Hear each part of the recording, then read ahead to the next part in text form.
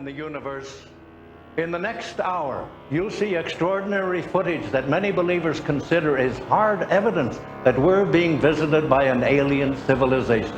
Most of this footage has never been seen on television before. We must warn you, if the footage and testimony you're about to see is real, it's perhaps the most important discovery of our time. The Air Force itself has officially admitted that flying saucers exist. I occasionally think how quickly our differences worldwide would vanish if we were facing an alien threat from outside this world. When I first got to look inside the craft, all I can say, it's an ominous feeling. Right now, there's physical proof, actual crafts and technology from another world. That's probably the most important event in history. Hi, I'm James Doohan. In the next hour, we'll examine the controversial evidence and theories that suggest we're not alone in the universe. If these theories prove to be true, the implications are staggering. In recent times, there have been more reported UFO sightings than ever before. For centuries, these crafts have remained a mystery until now. The footage you're about to see is a startling photographic account that sheds light on the greatest question of our century. Are we really alone? In the past decade, over 15 million people have reportedly witnessed extraterrestrial craft. What's more remarkable is that contemporary science has ignored the evidence that for thousands of years has been in plain sight. Recently in Mexico City, millions of astonished onlookers watched as these and other craft hovered over their city for hours. It was the largest mass UFO sighting in history. Mexican officials even held press conferences asking the public to remain calm. What's more amazing is that these sightings are still occurring even today. In what may be one of the most revealing interviews of our time, nuclear physicist Bob Lazar speaks candidly about his top secret work at the government's saucer research facility known as Area S4. In 1989, he was hired by the military to back-engineer the propulsion system of an extraterrestrial craft. Contact cases are by far the rarest type of UFO sighting. In these instances, a ship or a number of ships are repeatedly sighted by a single witness over an extended period of time. Over the last several years, a Miami resident named Adrienne had what is now considered one of the best documented contact cases in history. At first, the sightings began occurring at some distance from his home, but it wasn't long before the craft began appearing over his backyard. This amazing video footage shows a glowing disc approximately 9 feet in diameter hovering just feet from his house. In a blink of an eye, the craft disappears. Once the footage is slowed down, we can clearly see the craft dematerialized frame by frame. Adrienne's contact case took place over a period of several years and was never reported to the authorities for fear of ridicule and reprisals. Among the numerous hours of footage taken, this sighting remains one of the most dramatic. It began at 10:03 p.m. on October the 20th, 1995, and took place over a 50-minute period. The encounter ended with Adrienne following the craft at high speeds down the freeway. Here we see the craft minutes after the sighting begins. This extraordinary footage has never been broadcast and is being shown here for the first time. Clearly, we can see the craft hovering silently over the homes below. These large crafts are commonly referred to as beam ships, or in some cases, motherships. They gained their reputation by their reported immense size and softly glowing light emitted by the craft's operation. Approximately 38 minutes into the sighting, the ship began hovering away from his house. He followed the craft in his car and stopped along the freeway to film it hovering near an apartment complex. Minutes later, the craft flew directly over Miami's International Airport, where it hovered momentarily. The ship then flew into a residential area and accelerated out of sight. As the craft emerged from a wooded field, he was able to continue videotaping, but it wasn't long before it began accelerating again. While pacing it at over 50 miles an hour, it flew off out of sight. This slow motion enhancement clearly shows the craft as it's speeding along the shoreline. To this day, Adrienne maintains he is still experiencing the reoccurring sightings. When you hear the term UFO, most people think of a classic flying saucer or disc-shaped craft. But what you are about to see is an amazing series of unidentified flying objects that don't fit the typical description of an alien craft. Because of their size, these first craft are believed to be unmanned. They are referred to as probes because they appear to be closely monitoring our activities in the air for over 4 hours. The next day, the probe returned and was videotaped examining the power lines. Eyewitnesses described this probe as having its own searchlight. It hovered over the same residential area in Florida for 3 days. A similar object was videotaped in the skies over the city of Kobe, Japan. This dramatic footage was taken in London. After the glowing disc hovers, it lands. After the disc disappears, the probe can be seen leaving in another direction. This never-before-seen footage was taken of a probe as it scanned the coastline of central Florida. Clearly, we can see it appears to be intelligently controlled. The probe's 2 sections rotated as it monitors the activities of the photographer. And yet another water sighting. This odd-shaped craft slowly descends to the water's surface, where after pausing for a moment, it slowly rises and departs.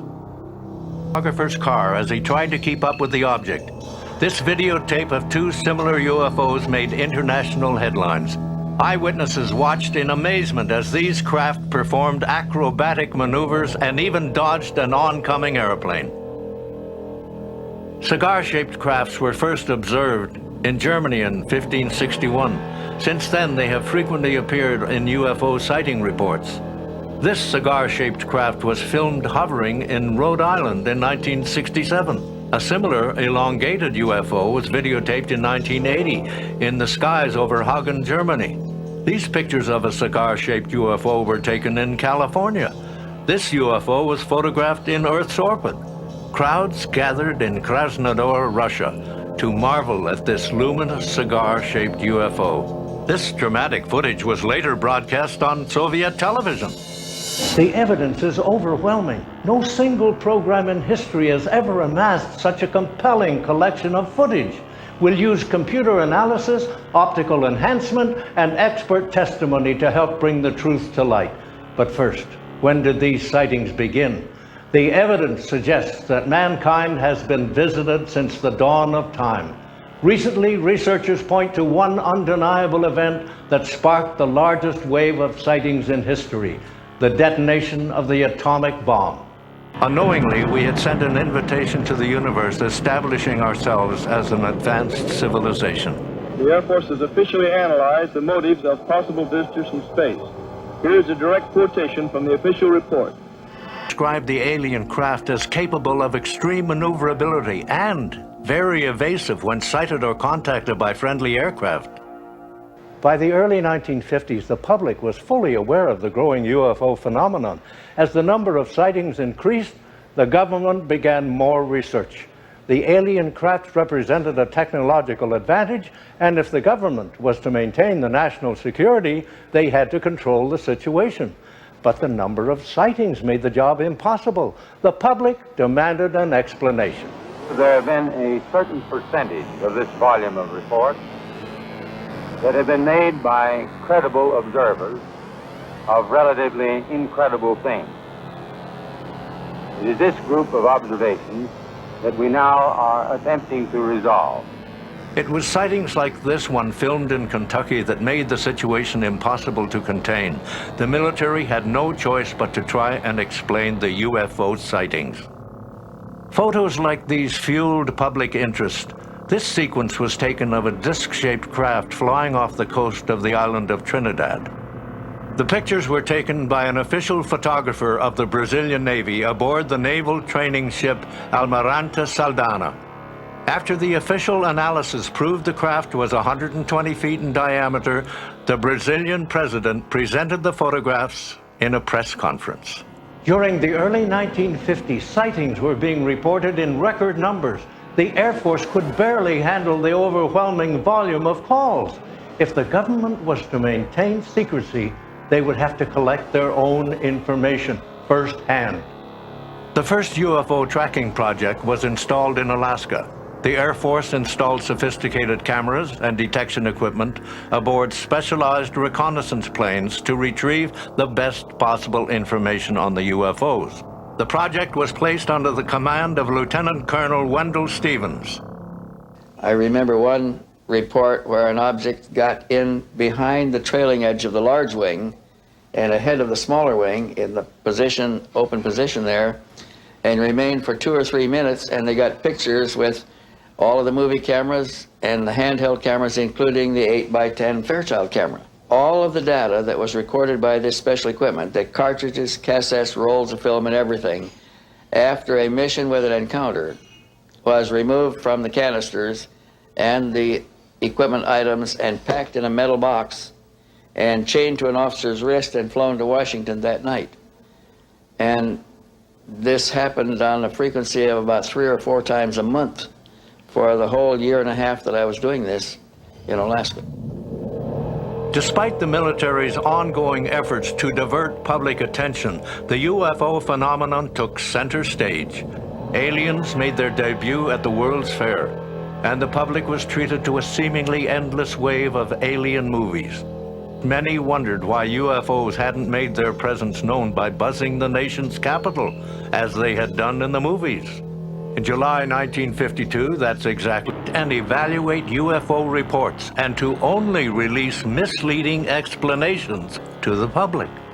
But sightings like the ones filmed by George Adamski hindered military efforts, so the public was given explanations.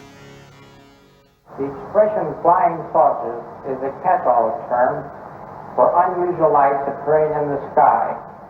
It is possible that some of these lights are caused by masses of electrically charged particles of air. But a top-secret Air Force memo dated January 1953 tells a different story.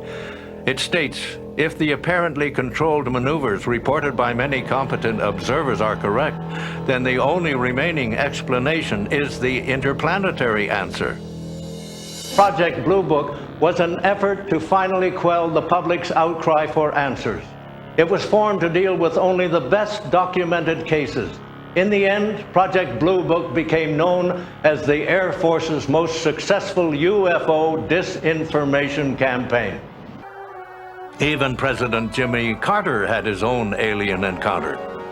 While governor of Georgia, he filed this 7-page UFO report stating he spotted a glowing object hovering for 12 minutes in the skies over Georgia. The report was personally signed by Carter himself. Filming on a British Airways commercial, the crew captured this luminous UFO maneuvering alongside the Concorde. This dome-shaped craft was filmed by a television crew from New Zealand in January 2nd, 1979. We can clearly see the craft from the top. Now, former government employee and nuclear physicist Bob Lazar breaks his silence. In this extraordinary interview, he discusses his classified work at the military's top-secret saucer research facility known as S4. Bob Lazar is a nuclear physicist specializing in advanced propulsion systems. In 1989, he was hired by the military to back-engineer the propulsion system of an extraterrestrial craft. Lazar worked at what is undoubtedly the most top-secret research facility in the world, S4. There was absolutely no ET craft, ET technology, anything like that at Area 51. This is why S4 was made specifically to separate it there. People at Area 51 do not have the clearance. According to Lazar, the military had not been test flying alien crafts at Area 51. Rather, the discs many had videotaped and photographed were actually being flown out of S4, just several miles away. The S4 facility is an area just off the Papoose lake bed, dry lake bed, and it consists of 9 hangars. The hangars have sloped doors on them with a sand texture coating. At the time that I was working there at McCarran International Airport in Las Vegas, there was a Special Projects EG&G building. When I was told to go to work, I drove there parked my car there, got in a plane at the airport, flew to Groom Lake, where I deplaned and waited for a bus. As seen here, these craft don't always fly in a similar fashion. They have been seen much about man's oldest civilization. The Sumerians remains a mystery, except that the remnants of their ancient culture inexplicably appears even today, and their preserved records show contact with alien beings. A recent crop formation found in England depicts two worlds in contact above the Sumerian symbol, translated to read, "The nobles with their flying starships." As shown in these videotapes, most of these crop formations coincide with UFO sightings. In 1975, the first documented contact case took place in Switzerland. A farmer named Billy Meier made international headlines by taking hundreds of photographs and filming 20 minutes of what some consider is the best UFO footage in the world.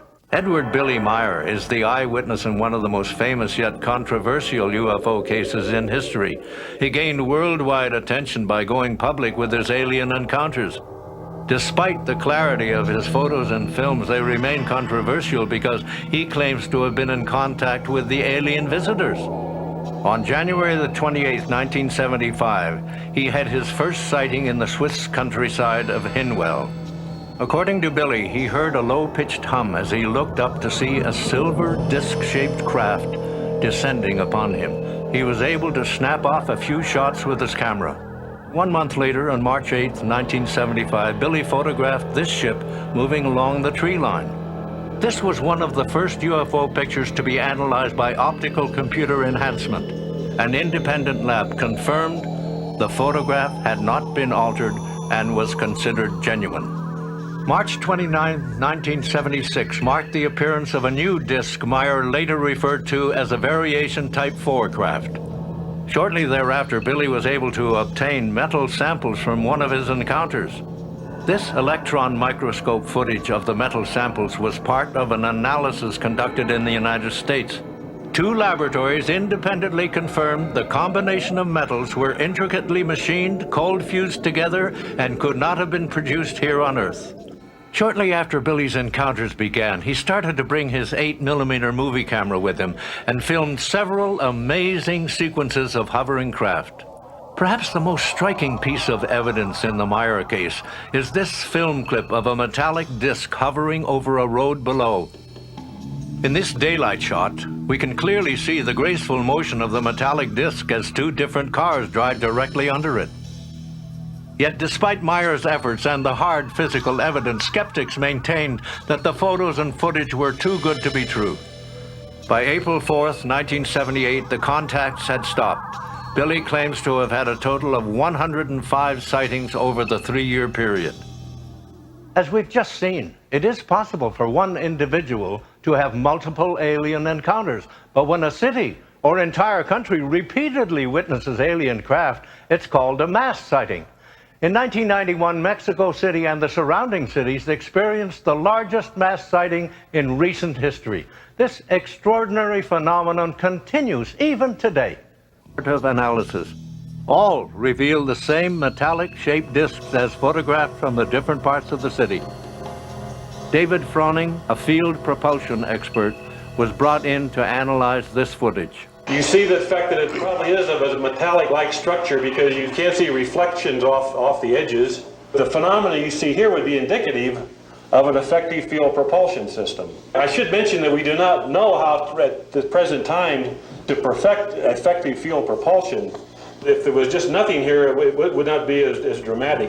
In the days following the eclipse, the sightings continued to grow in numbers. This luminous object was filmed as it flew across the city. Optical enhancements reveal the craft as it travels at a high rate of speed. This UFO was videotaped from an apartment balcony in the city. The photographer filmed this craft as it maneuvered around an industrial building and vanished out of sight. In the only press conference held on the subject, the mayor of Jalisco asked his citizens to remain calm as there were no reports of injuries or damages caused by the alien craft. In one of the more dramatic moments, this amateur video captured a metallic disc traveling through the clouds as it stopped in midair and reversed direction. No conventional aircraft can fly in this manner. UFO were even present during their Independence Day celebration. A military parade and a massive air show commemorated the occasion. As jets flew overhead, a metallic disc suddenly appeared. When the jets tried to intercept the craft, it accelerated, leaving them in its wake. In the last hour, we've shown you photographs, film clips, videotape, government files, and expert testimony documenting one of the greatest mysteries of our time. The evidence is overwhelming. From ancient artifacts to modern-day sightings, the evidence presents itself. Now, only you can decide. Are we really alone?